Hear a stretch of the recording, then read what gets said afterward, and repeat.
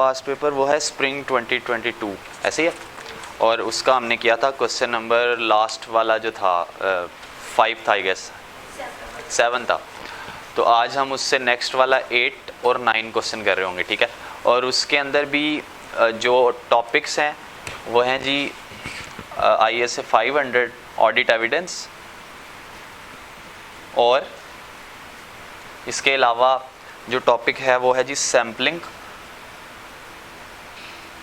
और इसके अलावा एक टॉपिक है जी, हम थोड़ा सा मटेरियलिटी को भी डिस्कस करेंगे,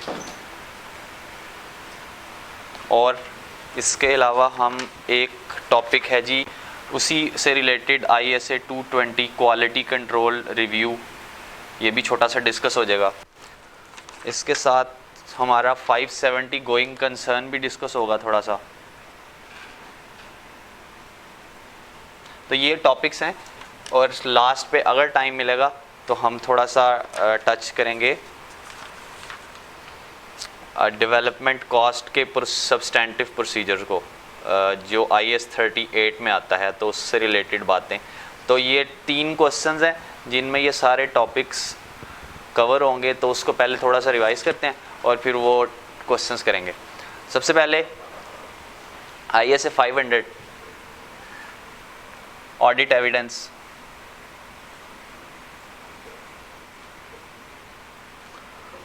क्या कहता है ऑडिट एविडेंस? ऑडिट एविडेंस कहता है audit evidence should be sufficient and appropriate on which to base the conclusion और ओपिनियन। तो सफिशिएंट एंड अप्रोप्रिएट, सफिशिएंट का मतलब क्या है? Sufficient in quantity, quantity depend करेगी किस बात के ऊपर? देखो 2 चीज़ें हैं, एक सफिशिएंट होना चाहिए ऑडिट एविडेंस। ऑडिट एविडेंस लेते क्यों हैं? क्योंकि इस बेस पे हमने प्रोसीजर परफॉर्म करके ओपिनियन बनानी होती है। तो ऑडिट एविडेंस होना चाहिए सफिशिएंट एंड अप्रोप्रिएट। सफिशिएंट का मतलब ये सिर्फ ये वाली फिंगर टिप्स पे कुछ बातें याद रख लो, आपको चैप्टर का काफ़ी हद तक हिस्सा कवर हो जाएगा। सफिशिएंट का मतलब इन क्वांटिटी, और क्वांटिटी किस बेस पे हम डिटरमिन करते हैं? प्रोफेशनल जजमेंट के ऊपर कि कितनी क्वांटिटी लेनी है। और प्रोफेशनल जजमेंट किस बेस पे? सैंपल की बेस पे। और सैंपल किस बेस पे लेते हैं? मटेरियलिटी की बेस पे। ऐसे ही है, ऐसी फ्लो है ना जी। Sufficient quantity. अप्रोप्रिएट का मतलब, अप्रोप्रिएट में 2 बातें होती हैं, रेलिवेंट क्वालिटी होती है, एग्जैक्टली क्वालिटी को ही अप्रोप्रिएट कहते हैं। और क्वालिटी में फिर 2 चीज़ें आती हैं, रेलिवेंस एंड रिलायबिलिटी। थोड़ी सी राइटिंग मेरी ख़राब है, उसके लिए माजरत, मार्कर चेंज कर लेते हैं। तो रेलिवेंस का मतलब और रिलायबिलिटी का मतलब, रेलिवेंट का मतलब relevant for assertion under consideration, ऐसे ही है। और रेलिवेंट का मतलब क्या है? किसकी बात हो रही है? Audit evidence. ऑडिट एविडेंस का मतलब जो रिकॉर्ड आपने लेना है, जो चीज़ें आपने परफॉर्म करनी है, ऑडिट प्रोसीजर्स परफॉर्म करने हैं, वो रेलिवेंट होना चाहिए। रेलिवेंट किससे होना चाहिए? असर्शन से रेलिवेंट होना चाहिए।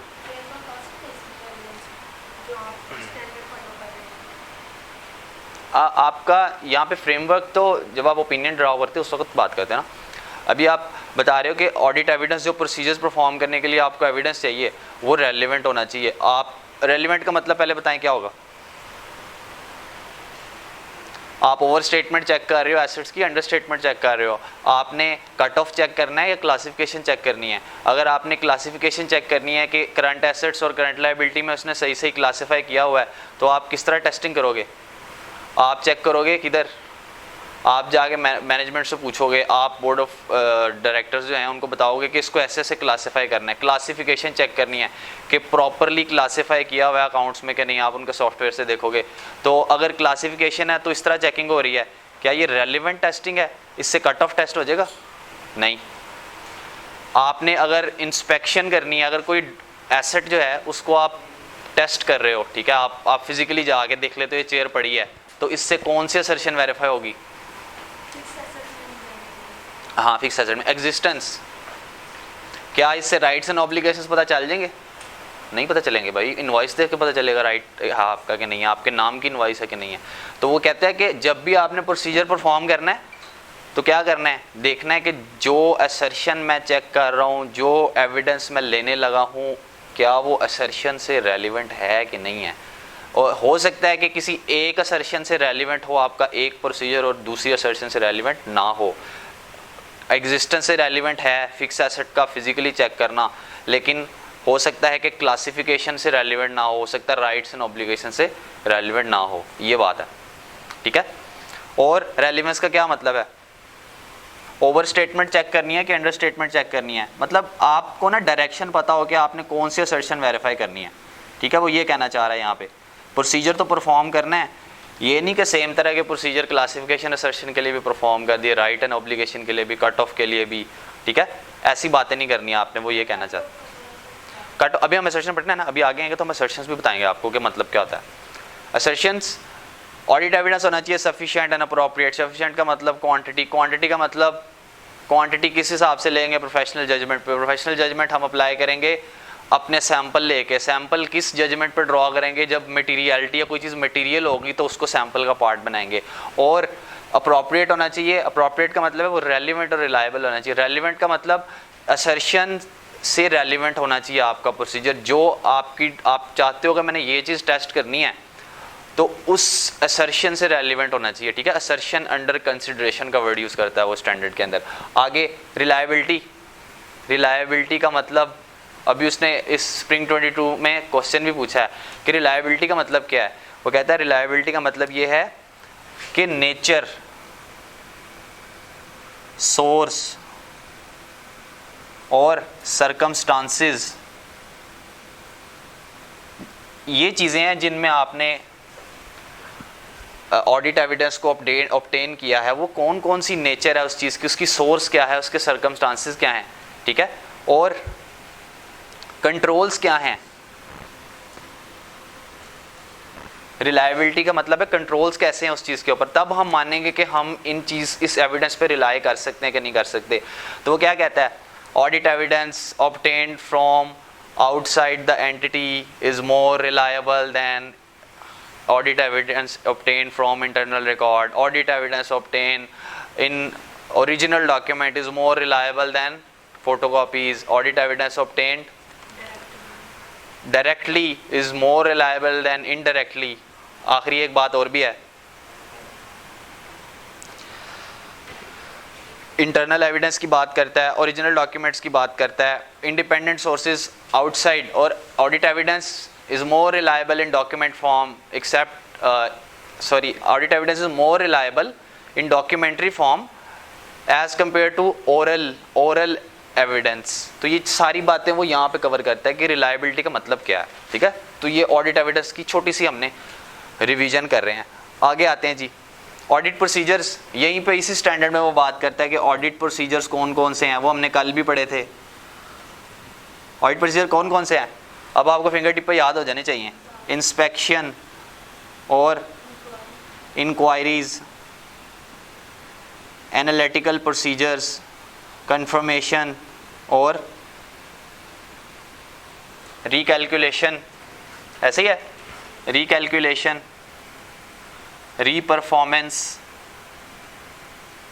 और 6 हो गए, एक और भी है इंस्पेक्शन। 7वां बताएं जी, 7वां आप लोगों ने बताना है।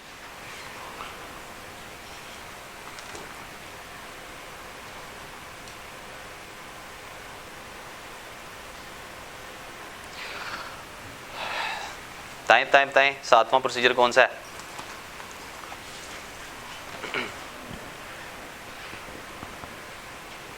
ऐसे ही याद करना ऑडिट को, चैप्टर उसके अंदर ऑडिट प्रोसीजर्स,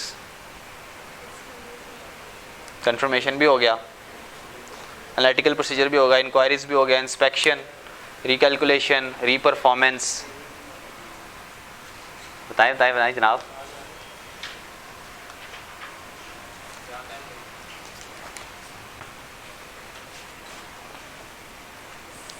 नहीं मिल रहा, लाओ मैं बताता हूँ, दिखाता हूँ, इधर दिखाएं। कौन सा चैप्टर है? ऑडिट एविडेंस वाला। इसका सीक्वेंस डिफरेंट है। ये जी पेज नंबर 8 के ऊपर लिखा हुआ है आपके, पेज नंबर 8 पे लिखा हुआ है इसने, पेज नंबर 8 पे लिखा हुआ है इसने। ये तो क्वेश्चंस हैं। खोलें जी ऑडिट एविडेंस वाला, ये ऑडिट एविडेंस, इसमें पेज 22 खोलें।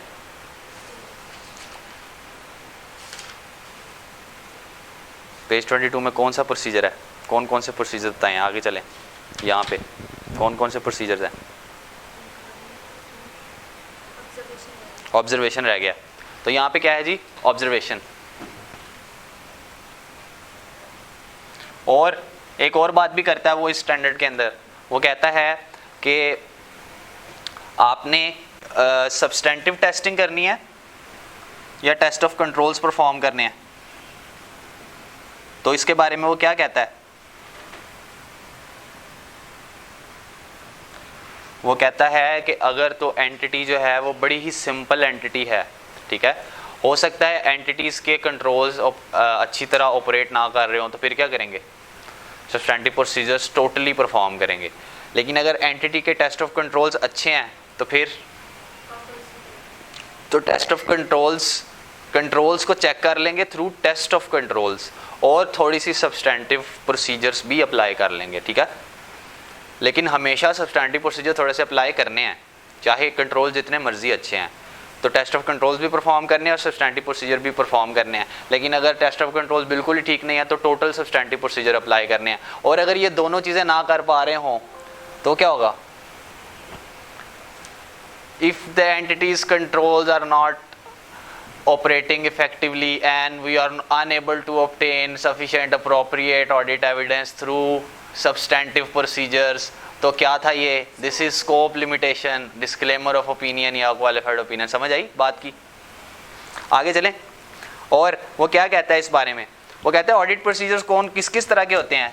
वो कहता है एक होता है टेस्ट ऑफ कंट्रोल और सब्सटेंटिव प्रोसीजर। सब्सटेंटिव प्रोसीजर में फर्दर होते हैं टेस्ट ऑफ डिटेल्स और एनालिटिकल प्रोसीजर्स। ऐसी है ये बात भी वो करता है कि प्रोसीजर्स की अगर कैटेगराइज करें तो हमारे पास एक टेस्ट ऑफ कंट्रोल है और सब्सटेंटिव प्रोसीजर। सब्सटेंटिव प्रोसीजर में फिर टेस्ट ऑफ डिटेल्स और एनालिटिकल प्रोसीजर। एनालिटिकल प्रोसीजर अभी हम बताते हैं आपको। इंस्पेक्शन किस चीज़ की होती है? डॉक्यूमेंट्स की, और फिजिकली किसी चीज़ को इंस्पेक्ट कर लिया, ठीक है, देख लिया। इंक्वायरीज का मतलब किसी नॉलेजेबल पर्सन से, मैनेजमेंट से जाकर पूछ लिया फलां बात का मतलब बताओ, मुझे समझ नहीं आई और आपने ये बात चल रही है अगर तो बताओ, मैं इंक्वायरी करता हूँ आपसे कि इस बात के बारे में मुझे बताओ। फॉर एग्जांपल केस चल रहा है, वो केस समझाओ मुझे, ठीक है, कंटिजेंसी प्रोविजंस के बारे में इंक्वायरी कहते हैं उसको। ये क्या है? Analytical procedure. मैंने देखा सेल में इंक्रीज़ क्यों आया, अच्छा कॉस्ट ऑफ सेल में इंक्रीज़ क्यों आया, तो रेशियोज़ कैलकुलेट करके कंपैरिजन करके, इसको कहते हैं एनालिटिकल प्रोसीजर। और कंफर्मेशन का मतलब तो पता ही है, डेटर्स को भेज दी, ट्रेड पेबल्स को भेज दी, एक्रूअल्स वालों को भेज दी, एडवांसेस वालों को भेज दी, ऐसे है। और रिकैलकुलेशन, भाई आपने फॉर एग्जांपल रेंट एग्रीमेंट है, उस पर रेंट है, आप रिकैलकुलेट कर लो रेंट उसने सही कैलकुलेट करके एक्सपेंस बनाया कि नहीं बनाया, ठीक है। और रीपरफॉर्मेंस, आप ऐसे करो कि किसी प्रोसीजर को, किसी कंट्रोल को, वो कहता है जी कैश एंड बैंक के अंदर ना हमारा ये प्रोसीजर है कि हम BRS बनाते हैं, और BRS से बना लेते हैं ना तो हमारा बैंक और बैंक स्टेटमेंट टैली हो जाती है, और उसके लिए हमने फलां सेग्रीगेशन ऑफ ड्यूटीज़ बनाई हुई है। सेग्रीगेशन ड्यूटीज़ का मतलब पता है? नहीं पता। कि हम ऐसे करते हैं कि जब भी कैश आता है ना, जब भी कैश आता है तो हम फ़ौरन बैंक में डिपॉजिट कराते हैं डे एंड के ऊपर।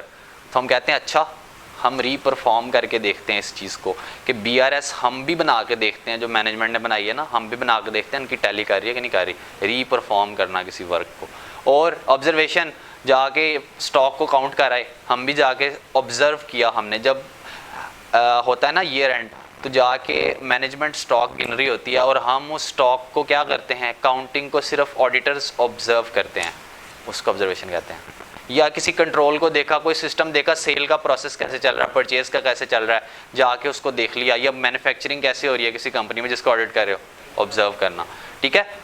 होप सो अब ये प्रोसीजर्स आपको नहीं भूलेंगे। अच्छा आगे असर्शंस की बात करें, एक शॉर्ट फॉर्मूला बताऊँ असर्शंस का नाम याद रखने का। पहले इसको बिठा लेते मेरे ख्याल से, असर्शन वाला जो है ना वो ज़रा मज़ेदार होगा।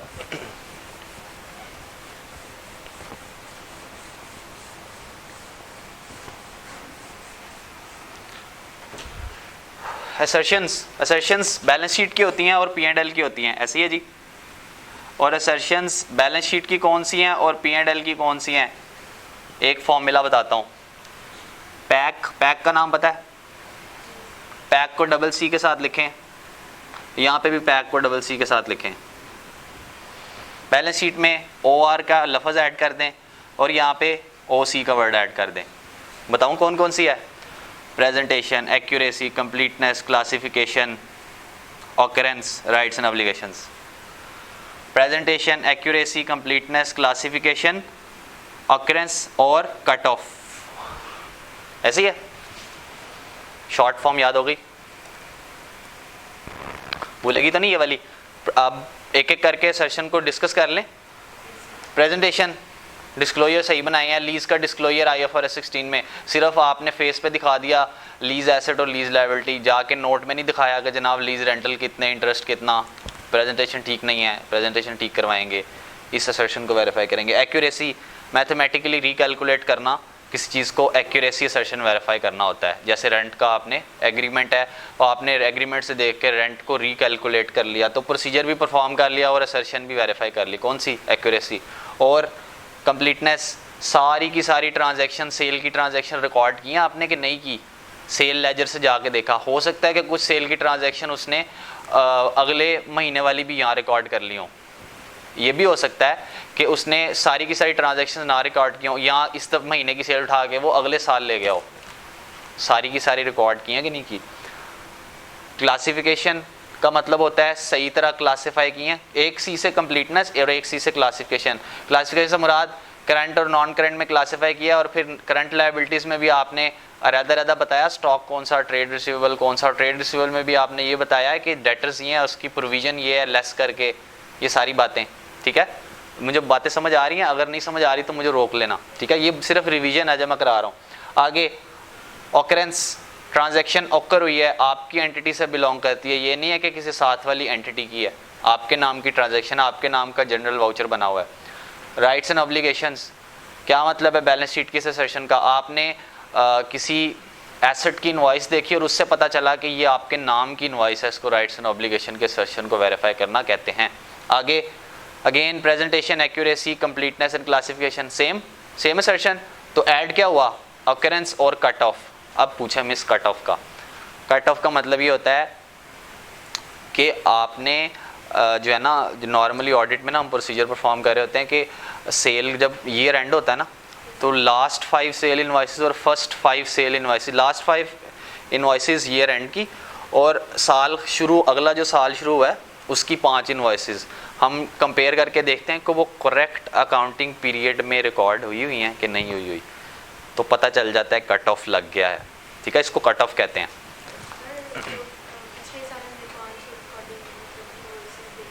हाँ जी, उससे देख के पता चलेगा। हाँ नहीं, आप जैसे देखो ना, मैं एक जगह पे हम ऑडिट करने गए थे, तो वहाँ पे हमने रात 12 बजे जो उनकी इनवॉइसेस है ना, जो आखिरी इनवॉइस थी, उस पर कट ऑफ का निशान लगा दिया कि यहाँ पे इनका ईयर क्लोज हो गया है। अब इसके बाद जो भी ये इनवॉइसेस, ये आप फैक्ट्री खोलेंगे ना, तो जो भी ये इनवॉइस बनाएंगे वो अगले साल की बनाएंगे रात 12 बजे के बाद। तो इसको कट ऑफ करना कहते हैं कि यहाँ पे क्लोज हो गया काम। अगर हम ऑडिट करेंगे तो कट ऑफ पॉइंट लगाएंगे आप उसके ऊपर ना, कि सही अकाउंटिंग पीरियड में सारी ट्रांजैक्शंस आ गई, अब इसके बाद अगली शुरू होनी है, इसको कट ऑफ कहते हैं। एक जगह रुक जाना। ठीक है, आगे चलें। असर्शंस भी हो गई, प्रोसीजर्स भी हो गए, ये भी पता चल गया, तो हमारा ऑडिट एविडेंस वाला ख़त्म हो गया। ठीक है, सैम्पलिंग पे चलें। टाइम हमारे पास थोड़ा, लेकिन डिस्कशन बड़ी मज़े की है। सैम्पलिंग के बारे में वो क्या कहता है? कहता है कि 100% आइटम्स टेस्ट कर लें या सैंपल बेस पे करें, बताएं, या कुछ स्पेसिफिक आइटम्स टेस्ट कर लें।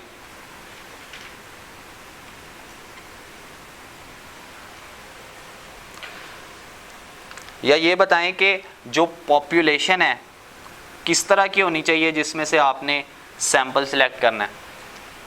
तो वो कहता है अगर आपने सैंपल करते हुए 100% आइटम्स टेस्ट करने हैं ना, तो वो कौन कौन सी, आप देखो ना, सारी सेल्स की ट्रांजैक्शन है 1000, ठीक है, और सारी एक तरह की हैं, एक ही कैटेगरी की हैं, किसी में ज़्यादा रिस्क नहीं है, सारी कोई भी ट्रांजैक्शन सेल की रिलेटेड पार्टी के साथ नहीं है। तो क्या मुराद है, सारी की सारी पॉपुलेशन होमोजीनियस है, मतलब बिल्कुल इक्वल है सारी, किसी में रिस्क नहीं है। तो आप सैंपल निकाल सकते हो, आपको 100% करने की ज़रूरत नहीं है। और सैंपल किस बेस पे निकालोगे, जो मटेरियलिटी थ्रेशोल्ड फाइट आपने डिसाइड किया होगा यार 5% of the profit before tax जो है ना, वो मेरा लेवल है कि अगर 1000 रुपये का प्रॉफिट है तो 50 रुपये मेरे लिए मटेरियल होंगे, तो 50 रुपये से ऊपर जितनी भी सेल की ट्रांजैक्शन है वो सारी आपने वेरीफाई कर ली, ठीक है, ये मतलब है इसका।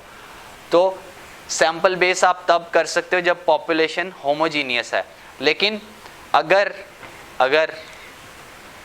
रिस्की आइटम्स हैं उसके अंदर, जैसे कि रिलेटेड पार्टी ट्रांजैक्शन और लार्ज वैल्यू आइटम है, कुछ सेल हैं बिलियंस की, बाकी सारी सेल हैं कितने की, 5-5 हज़ार की, 10-10 हज़ार की, एक सेल है 1 मिलियन की लार्ज, उसको तो लाजमी टेस्ट करना ना, क्योंकि वो लार्ज वैल्यू आइटम है। और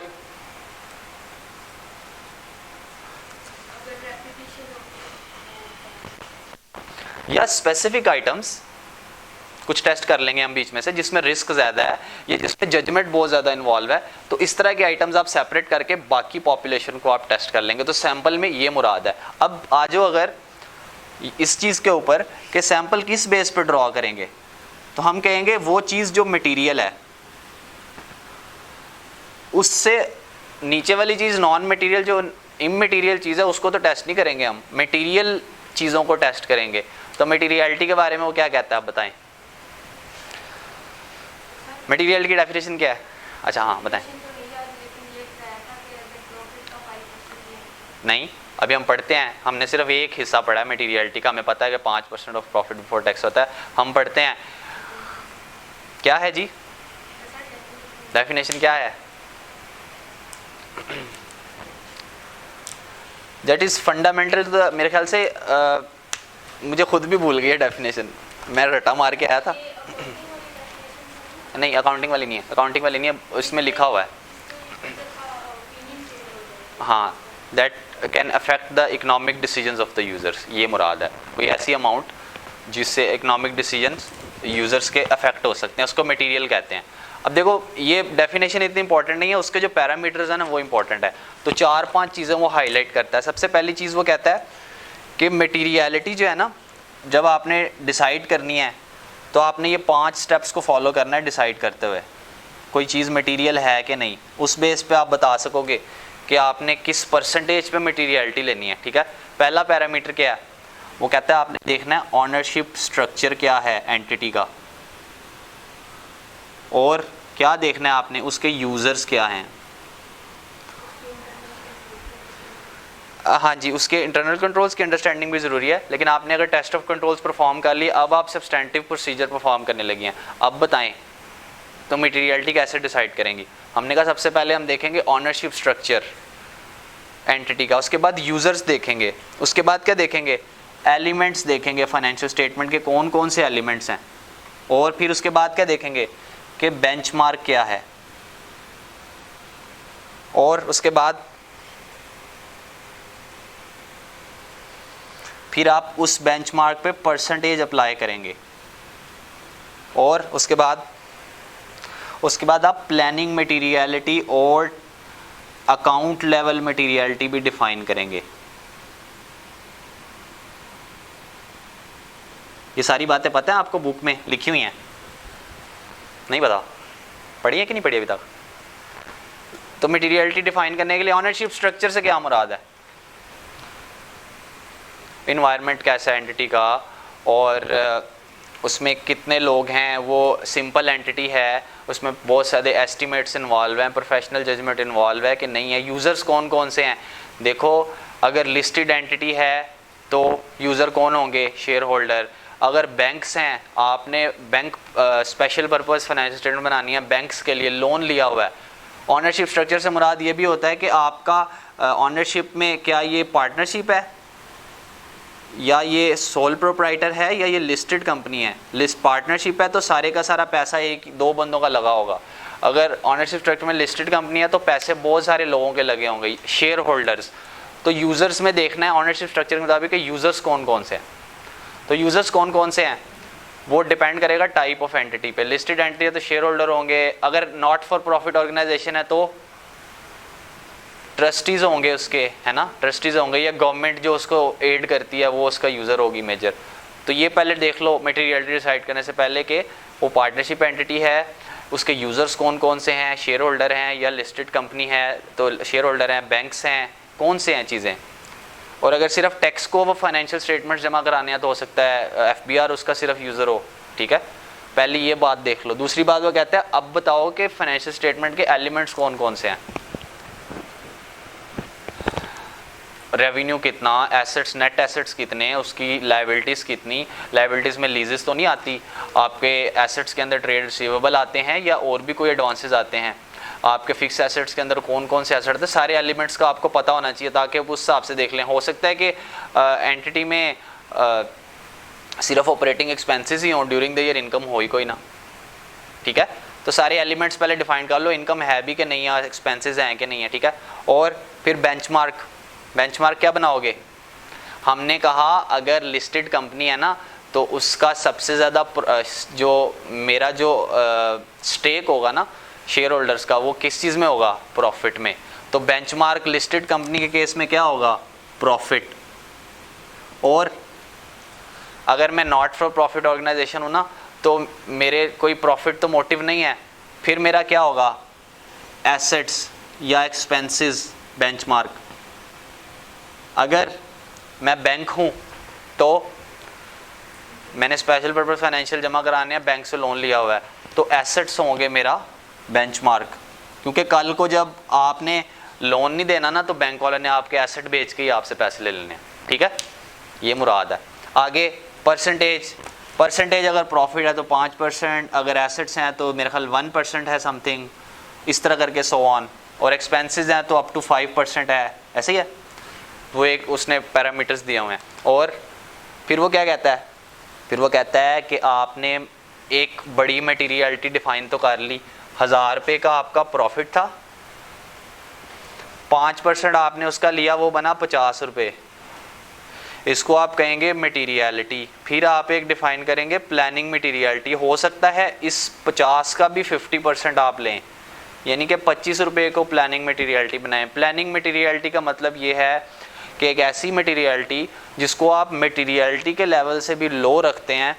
उसकी वजह यह है कि हो सकता है कि अनडिटेक्टेड मिसस्टेटमेंट्स जमा हो के इस मटेरियलिटी को भी क्रॉस कर जाए और वो फिर मटेरियलिटी बन जाए। तो आप प्लानिंग मटेरियलिटी जो है ना, अगर मैं आपको सिंपल अल्फाज में बताऊँ ना, ये प्रॉफिट, इसको कहते हैं जनरल मटेरियलिटी ओवरऑल, ठीक है। अगर फाइनेंशियल स्टेटमेंट में देखें ना तो क्या होता है, एसेट्स, एसेट्स में ट्रेड रिसीवेबल और आ रहा है फॉर एग्जांपल स्टॉक आ रहा है और कैश एंड बैंक आ रहा है, इसको क्या कहते हैं, अकाउंट बैलेंसेस, ठीक है। तो आप इस लेवल के ऊपर इस मटेरियलिटी को देखते हो कि अच्छा ट्रेड रिसीवेबल अगर 70 रुपये है तो ये 25 रुपये से ज़्यादा है तो हाँ ये मेरे लिए मटेरियल है।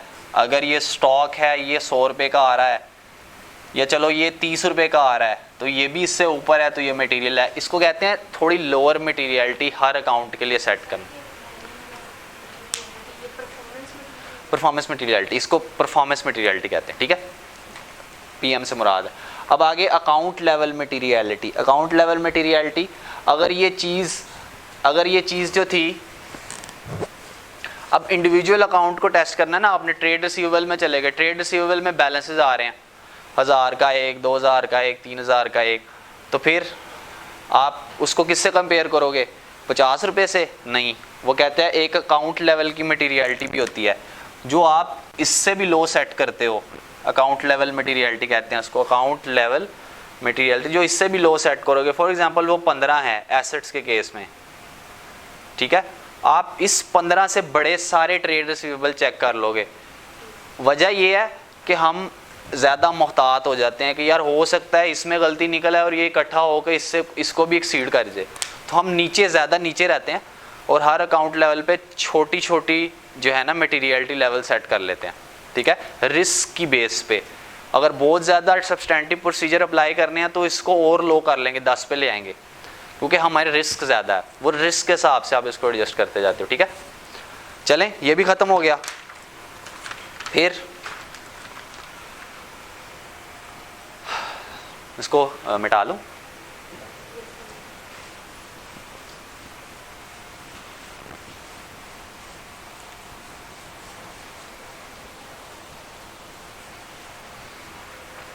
आगे जी, क्वालिटी कंट्रोल पार्टनर जो है, क्या मतलब होता है इसका? हमने ये पढ़ लिया, ये पढ़ लिया, ये पढ़ लिया। ISA 220 क्या कहता है? सिंपल बातें हैं उसके अंदर ना, बहुत सिंपल बातें हैं। वो कहता है कि एक होता है एंगेजमेंट पार्टनर जिसने ऑडिट की असाइनमेंट पकड़ी होती है, जिसने रिपोर्ट को साइन करना होता है। एक होता है क्वालिटी कंट्रोल पार्टनर जो क्या करता है, जो उस एंगेजमेंट पार्टनर को सपोर्ट कर रहा होता है। किस चीज़ में सपोर्ट करता है? ओपिनियन ऑडिट रिपोर्ट पे वो साइन नहीं करता, लेकिन वो सपोर्ट कर रहा होता है। सपोर्ट किन किन चीज़ों में करता है, वो बातें देखते हैं कि किन किन चीज़ों में ऑडिटर को सपोर्ट कर रहा होता है। वो कहता है सबसे पहले वो एथिकल रिक्वायरमेंट्स चेक करता है। ठीक है, एथिकल रिक्वायरमेंट्स में क्या है बताएं भाई? एथिक्स में कि थ्रेट्स तो नहीं आ रहे आपकी इंडिपेंडेंस को, अगर थ्रेट्स आ रहे हैं तो सेफगार्ड्स बता दें आपको। और अगर आपका सेल्फ इंटरेस्ट थ्रेट है, आपने जिस कंपनी का ऑडिट करना है उसके शेयर्स लेके रखे हुए हैं, तो भाई आप हमारी ऑडिट की टीम का पार्ट नहीं बन सकते जब तक आप अपने शेयर सेल करके ना आ जाएं। ठीक है, या अगर आपके नाम पे है तो किसी और को ट्रांसफ़र कर दें। ये क्वालिटी कंट्रोल पार्टनर बताएगा आपको कि जनाब आपकी ऑडिट टीम के अंदर एक ऐसा बंदा शामिल है जो सेल्फ इंटरेस्ट थ्रेट रखता है या जिसकी एथिकल रिक्वायरमेंट्स को थ्रेट्स हैं काफ़ी सारे, तो उसके लिए सेफ गार्ड अप्लाई कर लें। क्या कि अपने शेयर सेल कर लें और अपना सेल्फ इंटरेस्ट थ्रेट ख़त्म कर दें। ये बात वो कहता है। ठीक है, आगे वो टीम की कॉम्पिटेंस भी चेक करेगा।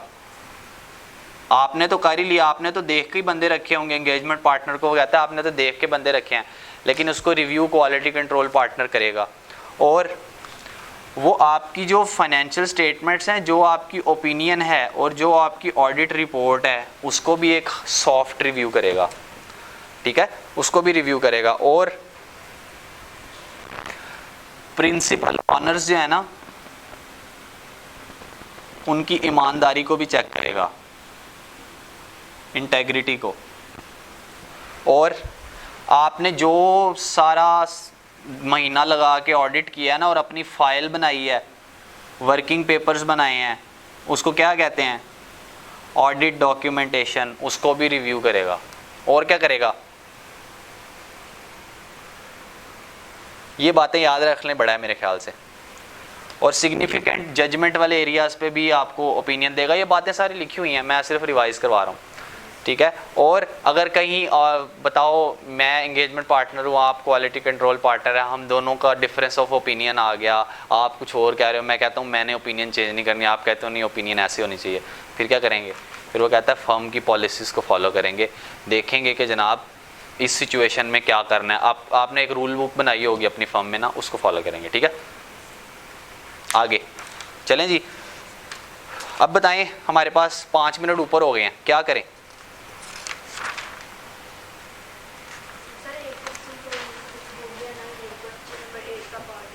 हम 5 मिनट में गोइंग कंसर्न को रिवाइज कर सकते हैं और फिर क्लोज कर सकते हैं। ठीक है, ज़्यादा तो नहीं हो गया थ्योरेटिकल बातें ऑडिट में। मैं कोशिश कर रहा हूँ कि हम जो है ना वो पॉइंट्स में बात कर सकें सिर्फ। तो ISA 570 देखें थोड़ा सा, उसके बाद फिर हम ना कल आके डायरेक्ट वो क्वेश्चन डिस्कस कर लेंगे और अगला टॉपिक भी पढ़ के तो होप सो हम पास्ट पेपर क्लोज कर देंगे। तो अब भी जब आप स्टैंडर्ड पढ़ रहे हो ना, तो अपने आप से सवाल पूछा करो कि मैं इस स्टैंडर्ड में क्या क्या करूँगा। तो मैंने देखा ना, मैंने अपना ISA 570 पढ़ा है ना, तो मैं देखो मैंने सवाल क्या किया, सवाल पूछा क्या, उसके ग्रिड्स मैंने ना आप कह लो कि शाखें बना ली हैं चीज़ों की। कैसे? हम पहले देखेंगे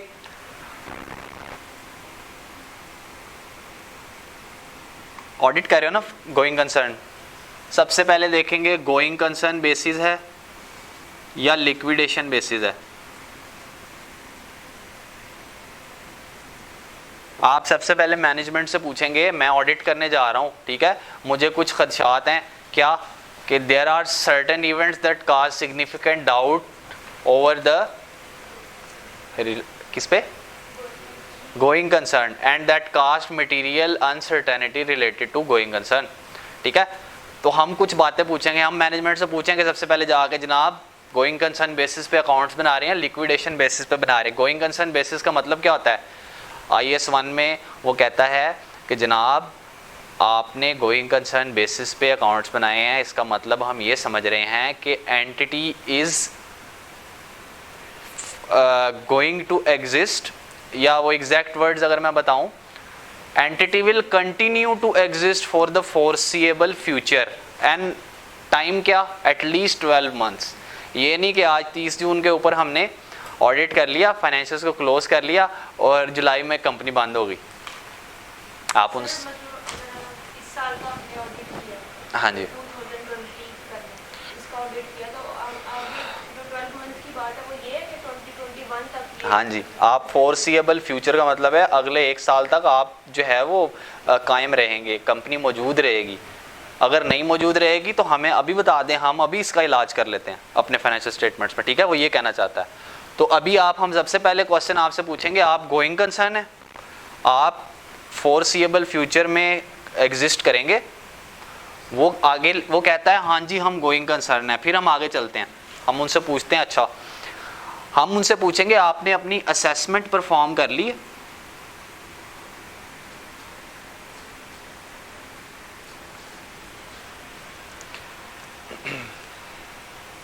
अगर हम ये लिक्विडेशन बेसिस पे करेंगे, इसका मतलब ये है कि फेयर मार्केट वैल्यू पे नहीं, हम जब लिक्विडेशन बेचते हैं तो हम क्लियरली बता देंगे मैनेजमेंट को कि यार हम मतलब ऑडिटर को वो मैनेजमेंट क्लियरली बता देगी यार हमारा तो भाई 6 महीने मजीद सर्वाइवल है, हमने तो चले जाना है इस मार्केट से, हमने कंपनी बंद कर देनी।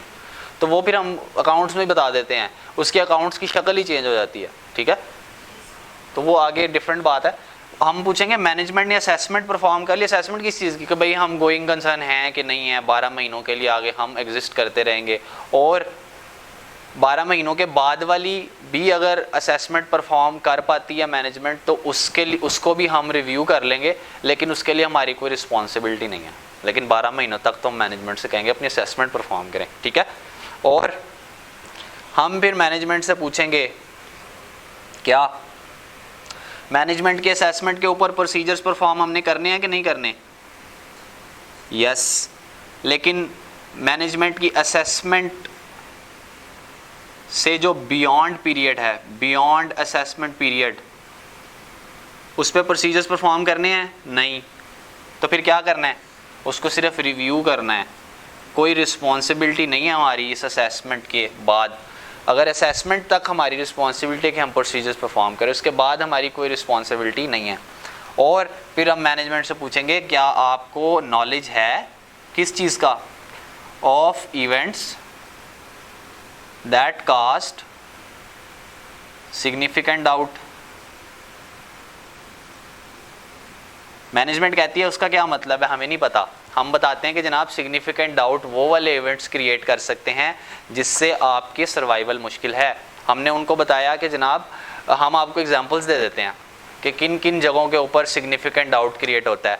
तो हमने कहा अगर आपकी कैश फ्लो पोजीशन ख़राब है ना, आपके पास पैसा ही नहीं है बैंकों के अंदर, आपके सारे पैसे क्रेडिटर्स के आपने वापस करने हैं, डेटर से आपने लेने हैं, स्टॉक आपका ख़राब पड़ा है, आपकी लिक्विडिटी पोजीशन बड़ी ख़राब है, तो इसका मतलब क्या है कि आपका सर्वाइवल मुश्किल है। हमने कहा हम आपको कुछ क्लूज़ देते हैं, हम आपसे कुछ सवाल पूछते हैं, आप उनका हाँ या ना में जवाब। हमने कहा जनाब आपकी कैश फ्लो पोजीशन ठीक है? वो कहते हैं नहीं। हमने कहा अच्छा। हमने कहा आप बताओ आपको फिर क्या किसी से फाइनेंशियल सपोर्ट मिल जाएगी? आपके पास तो बैंकों में पैसे ही नहीं है, अगले 12 महीनों में क्या किसी से आपने उधार लेना है? आपने आपके अगर आप पार्टनरशिप बिजनेस तो क्या आप मज़ीद पैसा डालेंगे कैपिटल के तौर पे बिजनेस के अंदर? वो कहते हैं ये भी नहीं करना हमने। हमने कहा अच्छा ये बताएं कि आपने क्रेडिटर्स जो हैं और उनके बहुत सारे पैसे पे करने हैं? वो कहते हैं हमारे तो क्रेडिटर्स हमारे डेटर से भी बहुत ज़्यादा है, हमारे current assets over current liabilities हमारी करंट एसेट्स से भी ज़्यादा है, तो हमारी लिक्विडिटी रेशो बड़ी ख़राब है। हमने कहा अच्छा। हमने कहा ये बताओ कि आपके जो है मैनेजमेंट के बंदे वो तो छोड़ के जा रहे हैं आपको? हाँ कहता हमारा CFO भी छोड़ गया हमें। हमने कहा अच्छा ये भी बात है। हमने कहा इसके बाद और बताएं, कहते हैं हमने, आप गोइंग कंसर्न है, कहते हैं हम हैं। हमने कहा क्या आपके न्यू कस्टमर्स हैं, आपको सेल हो जाएगी? वो कहते हैं नहीं, हमारी अगले पूरे साल में सेल भी एक्सपेक्टेड नहीं है। मैंने कहा अच्छा। फिर हमने कहा ये बताएं कि क्या हम आपके जो एम्प्लॉयज़ हैं वो आपसे खुश हैं? कहते हैं नहीं, हमारे एम्प्लॉयज़ लेबर स्ट्राइक पे गए हुए हैं। हम एक ऐसी एंटिटी, हम ऐसी इन्वायरमेंट में एग्जिस्ट कर रहे हैं जहाँ पे बड़े सख्त लॉ हैं, पॉलिटिकल कंडीशन बड़ी ख़राब हो गई है। तो ये 3-4 बातें जब इकट्ठी हो जाती हैं ना तो सर्वाइवल मुश्किल हो जाता है। यही क्वेश्चंस में हिंट दिया होता है कि जनाब these are the events that cast significant doubt. जब सिग्निफिकेंट डाउट क्रिएट करते हैं तो फिर हम एंटिटी से क्या कहेंगे? फिर हम पूछेंगे एंटिटी से, do you have plans to address them?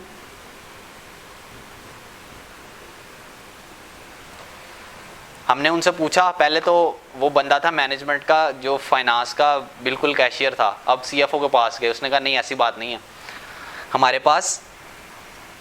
पास अगर कुछ ऐसे इवेंट्स हैं जो सिग्निफिकेंट डाउट क्रिएट कर रहे हैं तो हमारे पास उनका सोल्यूशन भी है। कैसे? हमने कहा आपका तो कैश फ्लो पोजीशन बड़ा ख़राब है। उन्होंने कहा यार हमें फ़लाँ बंदों से, हमें फ़लाँ गवर्नमेंट से सपोर्ट मिल जाएगी, मसला सॉल्व हो गया, प्लान्स टू एड्रेस। और उसके बाद हम कहते हैं हमने क्रेडिटर के बेशक पैसे देने हैं लेकिन उसने हमें खुद ही अलाउ किया हुआ हमारी फ़लाँ जगह से पैसे आ जाने हैं, हमारे ट्रेड रिसीवेबल बहुत ज़्यादा हैं, आपको कैशियर ने गलत है, हमारे ट्रेड रिसीवेबल आकर चेक करें बहुत ज़्यादा है, और हमें अगले 60 दिनों में 300 मिलियन मिल जाना है और 50 मिलियन के क्रेडिटर हमने पे कर देना, 250 मिलियन बैंकों में आ जाना है। ठीक है, तो आगे और उन्होंने हमें बताया कि जनाब बहुत सारे कस्टमर के ऑर्डर्स हैं, इस बंदे को नहीं पता कैशियर को, बहुत सारे कस्टमर के ऑर्डर्स हैं जो हमारे आने वाले हैं और वो तकरीबन 500 मिलियन के ऑर्डर हैं जो उन्होंने प्लेस कर दिए हुए हैं और हमें पैसे मिल जाएंगे। तो फिर सिग्निफिकेंट डाउट के बाद प्लान टू एड्रेस मिल गया। कंपनी अपने एसेट बेच के, वो तो देखे ना, अब एसेट की डिस्पोजल तो नॉर्मल बात है, अगर आप अपने सारे एसेट्स बेच रहे हो तो मतलब आप बिजनेस से निकलना चाह रहे हो, एसेट बेच के तो नहीं होगा। हाँ, आपको कहीं से पैसे आ रहे हैं बेच के कर सकते हो फिर, लेकिन एसेट्स में हो सकता है मेजर एसेट हो आपकी प्लांट एंड मशीनरी जिससे आप मैन्युफैक्चरिंग करते हो, वही बेच दोगे। बाकी तो छोटे मोटे एसेट्स होते हैं ना, ये ऑफिस इक्विपमेंट, ये चेयर्स वगैरह, इनसे थोड़ी होता है आपकी चीज़ों का। आगे चलें जी। हमने उनसे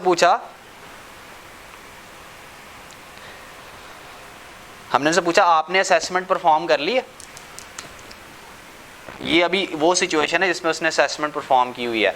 फिर हमने उनसे पूछा कि क्या मटेरियल अनसर्टेनिटी एग्जिस्ट कर रही है?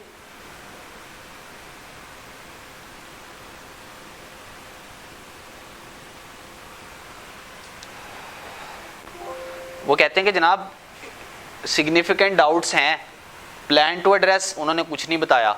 हमने कहा अच्छा हम खुद ही फाइंड आउट करते हैं मटेरियल अनसर्टेनिटी एग्जिस्ट कर रही है कि नहीं कर रही। मटेरियल अनसर्टेनिटी, ऐसे events that cast material uncertainty, वो इवेंट्स कौन से हैं?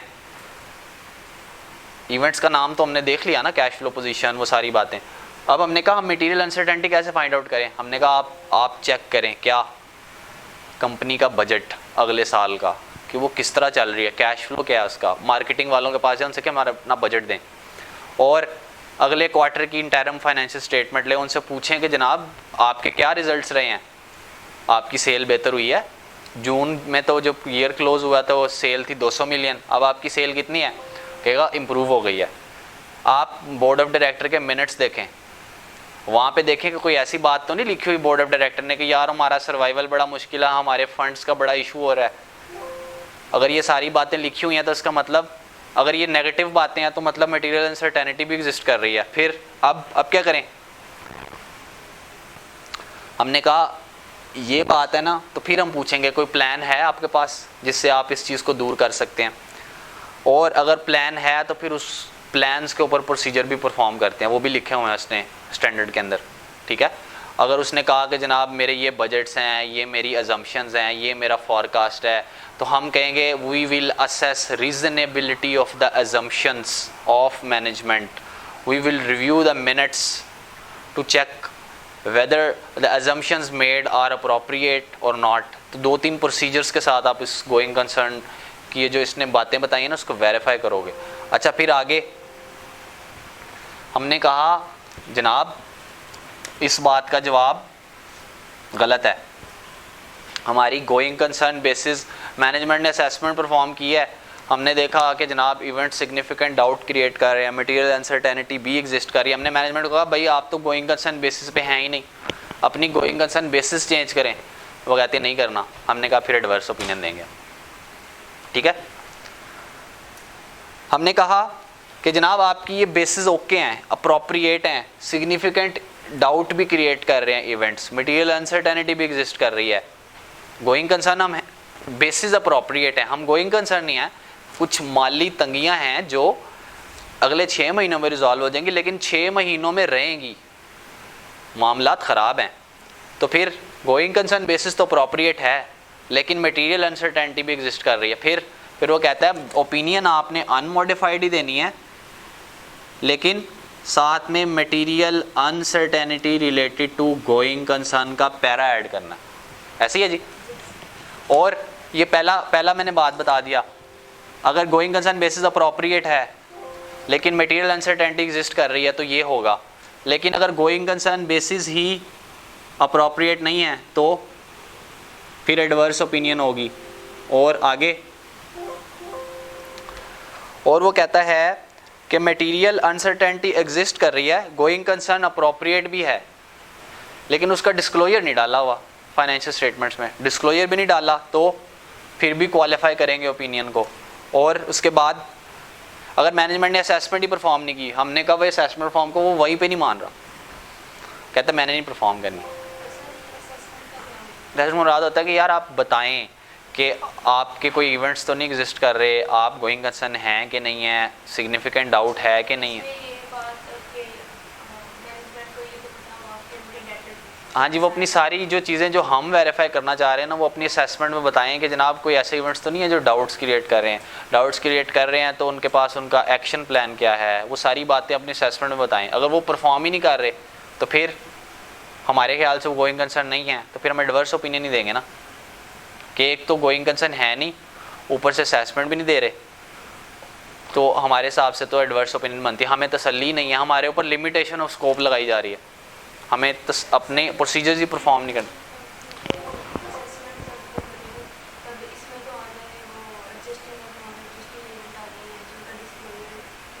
नहीं, गोइंग कंसर्न हमेशा एडजस्टिंग इवेंट होता है। आपने IAS 10 पढ़े, उसमें लिखा हुआ गोइंग कंसर्न हमेशा एडजस्टिंग इवेंट होता है, हमेशा एडजस्टिंग इवेंट होता है। गोइंग कंसर्न आपको पता चल जाए जब भी, चाहे वो सब्सिक्वेंट इवेंट्स में पता चले कि कंपनी गोइंग कंसर्न नहीं है, आपके लिए वो हमेशा एडजस्टिंग इवेंट होता है। तो हम अभी पढ़ेंगे ना एडजस्टिंग इवेंट्स को भी, तो वहाँ पे आपको ज़्यादा बताएंगे कौन कौन से एडजस्टिंग इवेंट होते हैं, कौन से नॉन एडजस्टिंग होते हैं। तो I hope so going concern आप लोगों को अच्छा समझ आ गया होगा। तो हम जो है वो कल ये डेवलपमेंट कॉस्ट वाला बात पढ़ के, तो 3 क्वेश्चन मेरे ख्याल है पास्ट पेपर जस्ट एक दफ़ा देखने की ज़रूरत है, वो वाले बाकी मैंने जितना पढ़ा दिया ना आपके कवर हो गए, आप घर जाके देखना इसको पास्ट पेपर्स को, और इसके सोल्यूशन पढ़ना, फिर कल इसको सॉल्व भी कर लेंगे। ठीक है जी, तो कल फिर हम स्टार्ट करते हैं, इसको कंटिन्यू करेंगे। Thank you.